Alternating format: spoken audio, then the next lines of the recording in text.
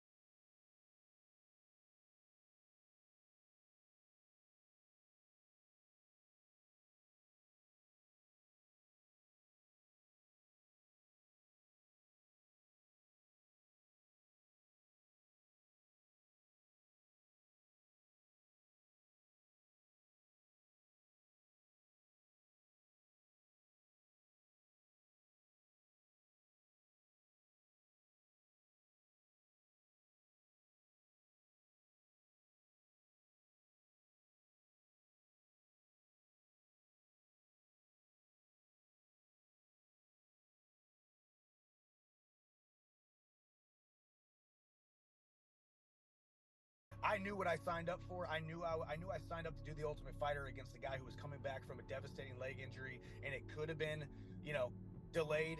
But I didn't think it would be delayed this long, and all of that is just deposits in the bank of me just wanting to absolutely smash this dude. Now I want to stay within myself. I don't need to get emotional about it and fight outside of myself, but there will be an extra hint of satisfaction of, I think, ending this guy's career. I don't mind Mike. I don't mind him, to be honest with you. I'm gonna go after him. I'm gonna hunt him down. He's talking about he's talking about putting me on the back foot. There's not one man on this planet that's ever put me on the back foot on the opening bell. So we'll see off the bat what's what. And other than that, I'm happy with the matchup. I'm excited to get going, and that's it.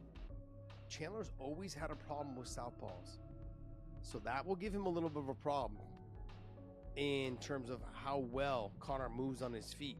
But will Conor be the same fighter as he was previously? Will he have lateral movement like he does? Will he be clean and crisp with his boxing like he has been?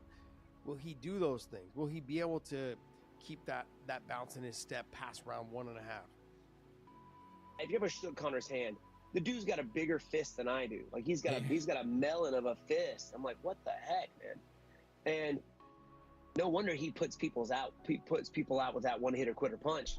But he's back to his movement, man. You're gonna see a better. I think he's listened to the fans. His last 2 fights with Poirier was kind of in that boxer mentality. He's got to get back to his roots of movement, and that's what we're going to see from Conor next time he steps out there. I'm not hating on Conor, and I'm really excited for the fight because he's the most exciting guy. He is, because of the energy and the presence and the hype and the performances. You know what I mean? Win or lose, and there's been losses recently, there's still big moments, and the comeback's going to be something special, right? It really is. But I think with all that extra weight, it's going to be an issue because not only making weight sucks, but making weight also insists on discipline because you have to.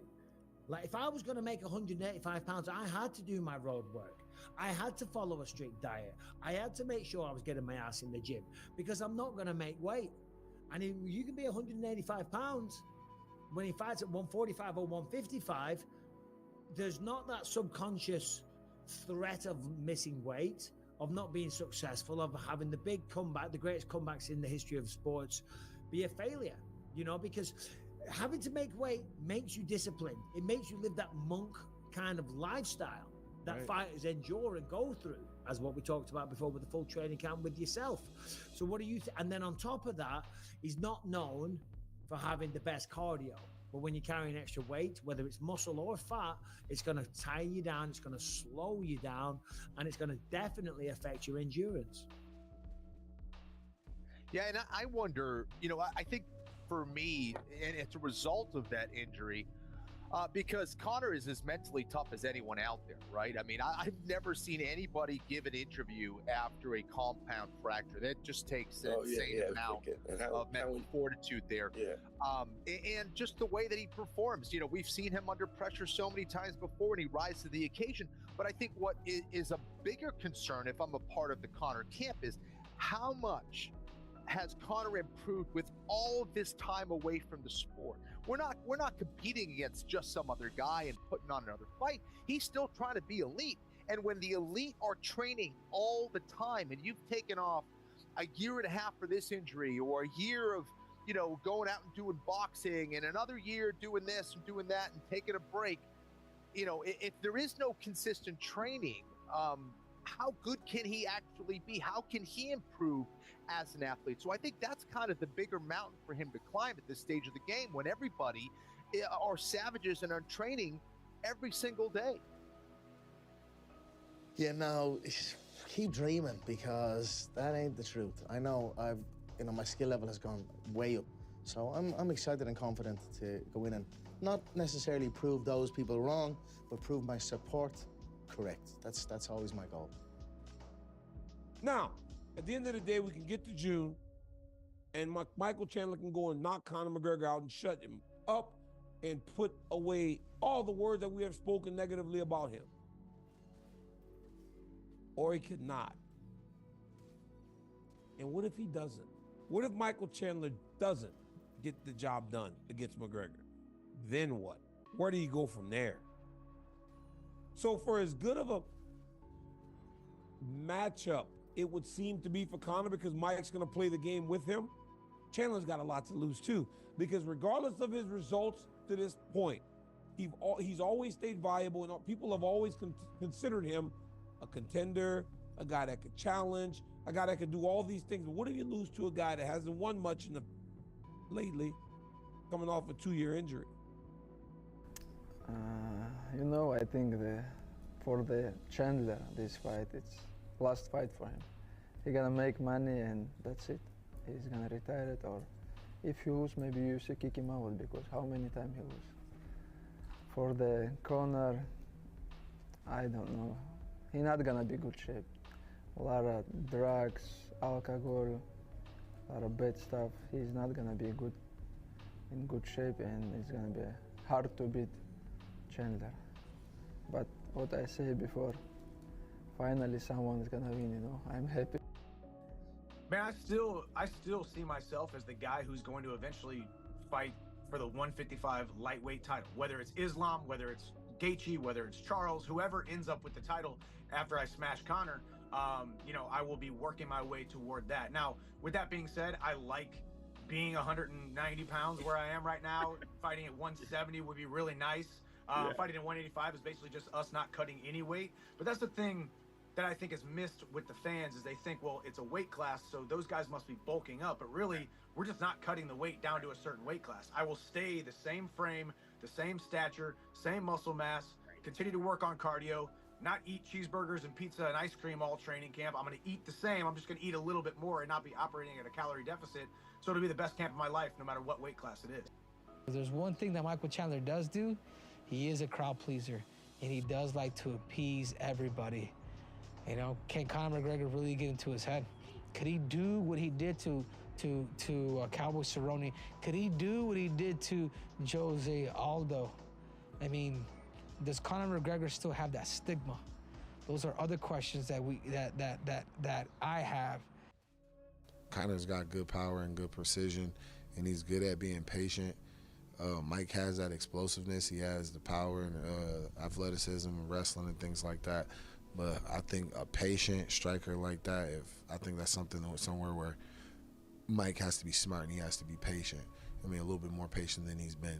So that's just pretty much just my take on the whole thing. No matter how dumb Michael Chandler fights, and he always looks like he's tired after like a round and a half, he always can take a step back, a couple deep breaths, and he pushes on. I gotta give the guy credit, man. He's got balls. The guy stands in front of you. He will exchange. His chin's not what it used to be, but he still has a good chin. He still can take some big shots. Conor's gonna have to land clean and hard to get him out of there. If you go back and you watch Michael Chandler's fight with Patricio Pitbull, Patricio Pitbull caught him with that beautiful right hand, because at times Michael Chandler will blitz, he will go for broke, and then eventually he'll end up getting caught. Just like he got caught by Patricio Pitbull. I don't know, man. I'm kind of going for Conor. I think Conor could still do it. Some people definitely get soft. You know, that was the Marvin Hagler quote. He would say how difficult it is to run in the cold when you're waking up in silk sheets. Yeah. I've got the satin sheets, I've got the silk sheets, I've got the fucking Egyptian cotton duvets and pillows, I've got everything. So why wake up at 5 a.m.? Competition, man, competition. It's the best buzz ever. Well, how would you not want to do it? How would you not want to make this walk and experience this whole thing?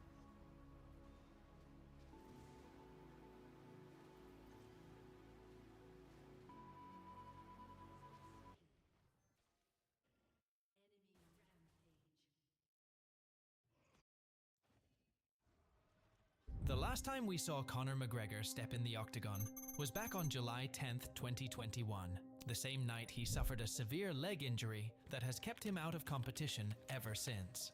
In the meantime, a lot has happened with Conor, from which very few things could be seen as positive. In recent years, there have been significant transformations in both his appearance and behavior. Perhaps the most noticeable change has been in his facial features, with his face appearing fuller and more swollen, which started to become more obvious after he shaved his beard. Besides the physical changes, many couldn't help but notice the difference in his speech and mannerisms. On you go, it's another one. I 4 of them now. 4 of them are doing all my stuff. We had an hour series, it was on RTV, it's the rest of the broadcast series. For someone known as being a charismatic and eloquent speaker, the change was rather concerning. After rumors of his comeback started to circulate, it appeared like he was regaining his focus and prioritizing getting back in fight shape. However, during a recent media tour to promote his new movie Roadhouse, things seemed to be turning for the worse as fans began noticing further troubling changes. So what has been causing these radical shifts with McGregor? And can we expect to see him back in the octagon anytime soon?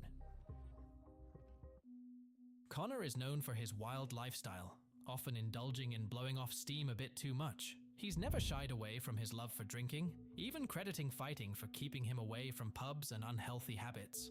It's safe to say Conor knows a thing or two about alcohol, as his first large business ventures outside of fighting were into the liquor industry, launching his brands Proper 12 whiskey and Forged Irish Stout beer. He famously sold his shares of Proper 12 and cashed in on a whooping $150 million, making him the highest paid athlete of the year. However, his drinking habits have sometimes interfered with his career. Notably, he has admitted that drinking too close to his fight with Khabib contributed to his loss.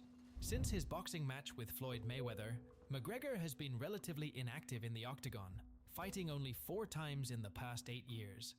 Various factors have contributed to this, including the COVID-19 pandemic, non-title fights on pay-per-view cards, conflicts with UFC President Dana White, and most recently, a leg injury that has sidelined him for nearly 3 years.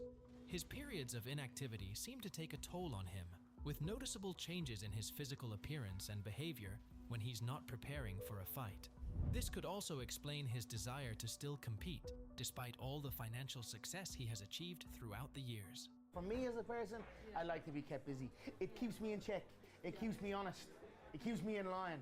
If I was not busy with everything at my disposal, that could potentially be dangerous, you know? That could be catastrophic. I could run into a wall. However, despite being sidelined for years, he has been hinting at a comeback fight against Michael Chandler for quite some time. But before we get into that, I'd like to take a moment to talk about our sponsor for today's video, White and Black. If you are looking to get into combat sports or aiming to enhance your athletic performance, White and Black is here to assist you. They offer high-quality sportswear including rash guards, t-shirts and shorts, designed not only for maximum comfort, but also to make you look great. Check out the fantastic range of options White and Black has to offer by clicking the link in the description and use the code MARK30 for a 30% discount on anything in their store. After nearly 2 years on the sidelines, the UFC began teasing McGregor's comeback against Michael Chandler and even hosted them both on the Ultimate Fighter season. Throughout the season, McGregor seemed to be in good shape, training alongside the contestants and displaying flashes of his old self by taunting Chandler and being ultra competitive. McGregor's team lost the first round of fights 7-1, which meant someone from Chandler's team had to switch sides to keep Conor coaching. Luckily, Brad Katona, who trains at SBG with McGregor and John Kavanagh, joined his team and went on to win the bantamweight competition. Following the end of a show, the coaches agreed to fight later in the year, with the date and weight remaining undisclosed. After being promised a fight against McGregor, Chandler decided to wait for his return rather than risk missing out on the opportunity by taking another bout. His last fight was against Dustin Poirier at UFC 281 in November 2022, and for someone who's been fighting every 6 months since joining the organization, it's fairly obvious that he is willing to wait as long as it takes to have a red panty night. Despite agreeing to fight, one thing was still needed in order to complete his comeback, which was a clean drug test. After quietly exiting anti-doping agency testing pool in 2022, McGregor simultaneously started gaining tens of pounds of lean muscle, which alarmed many in the MMA space and fitness industry. This photo is almost suspiciously photoshopped, seemingly. Like, that's how cranked this guy looks right now, relative to what I believe he's naturally capable of. So either he is almost certainly taking something right now, while, again, he's not being tested by USADA, so there is absolutely the most incentive ever for him when he is, creeping into his mid-30s, has to make a dramatic comeback.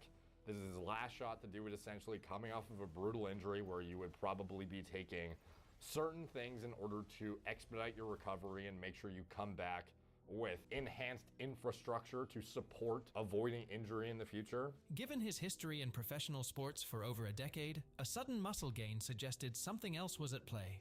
He is a transformed human, seemingly unrecognizable. Like, what the fuck am I even looking at? This is like, he literally looks like Dorian Yates reincarnate, bro, from like years ago. Speculations arose that he might have been using human growth hormone to speed up the recovery and ensure proper healing, potentially explaining the changes in his facial structure, as similar situations involved various celebrities who were speculated to have taken the same drug to achieve an unrealistic physique for a movie role. While McGregor has never openly admitted to using performance-enhancing drugs, he has also never denied it. However, to return to the octagon without exemptions, he was required to enter the testing pool for a minimum of 6 months. Despite hopes of a McGregor fight card before the end of 2023, he didn't re-enter the testing pool until October 8th, suggesting his earliest return would be for UFC 300 in April 2024. And just before the end of a year, he had promised to have his next fight announced on New Year's Eve. Ladies and gentlemen, a Happy New Year to you all. I'd like to announce the return date for myself, the notorious Conor McGregor, for the greatest comeback of all time. It will take place in Las Vegas for International Fight Week on June the 29th. Come a little closer. And the opponent.